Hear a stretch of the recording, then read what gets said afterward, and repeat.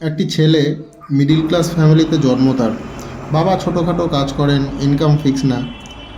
বাইরে থেকে দেখলে সব ঠিকঠাকই মনে হয়, কিন্তু ভেতরে ভেতরে তাদের হিসাব করেই চলতে হয়। তার লাইফে কোনো শর্টকাট নেই আর কি। স্কুল লাইফে খুব একটি ব্রিলিয়ান্ট ছিল না, আবার একদম খারাপও ছিল না পড়াশোনায়।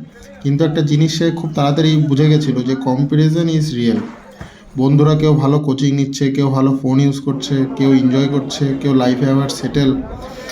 তার মনে একটাই প্রশ্ন, যে চাকরি কবে হবে, এত পড়াশোনা করে কি লাভ।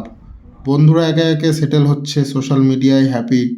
সে প্রতিদিন প্রাইভেট কোম্পানিতে নিজের সিভি পাঠাচ্ছে, ইন্টারভিউ দিচ্ছে, আর বারবার রিজেক্ট হয়ে যাচ্ছে।